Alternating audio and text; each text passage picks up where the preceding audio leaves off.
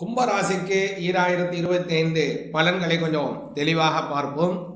அதிர்ஷ்டங்கள் பெறக்கூடிய ஒரு நல்ல யோகங்கள், அதிர்ஷ்டத்தை பெறக்கூடிய நல்ல யோகங்கள் கும்பராசிக்கு வருகிறது.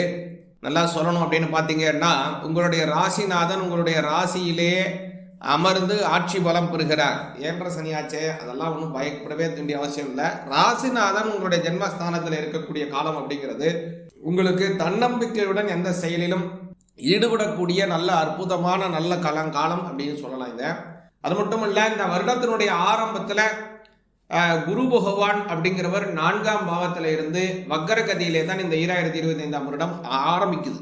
இந்த சமயம் அப்படிங்கிறதுனால ஏற்கனவே கூட இல்லைன்னா இப்போ வரக்கூடிய காலத்திலோ புதிய வீடுகள் வாங்குவது கும்பராசிக்காரங்களுக்கு ஏற்படும்.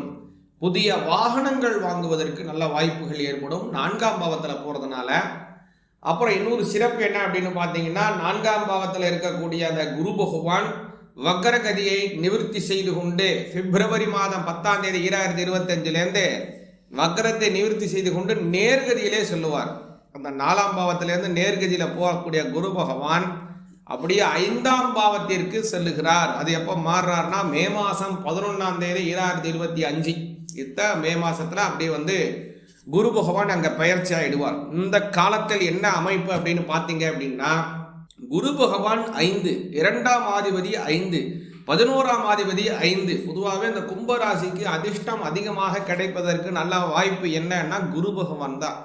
காலச்சக்கர ரீதியாக 11ஆம் ஸ்தானமாக வருவது கும்பராசி. இந்த கும்பராசிக்கே 11ஆம் இடம் குரு பகவான். அதே போல 2 குடைவன் குரு பகவான். அதனால குரு பகவான் பார்த்தீங்க அப்படின்னா மிக மிக முக்கியமான கிரகம். ராசிநாதன் சனி எப்படியோ 2, 11 கூடிய குரு பகவான் ரொம்ப அவசியம் கும்பராசிக்கு. எந்த விஷயத்தையும் முழுமையா செய்து முடிக்கணும்னு நினைப்பாங்க கும்பராசிக்காரங்க.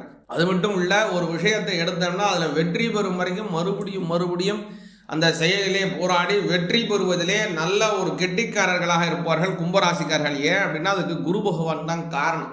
அந்த குரு பகவானினுடைய அமைப்பு இப்போ வரை 4ஆம் இடத்தில் இருக்கிறது.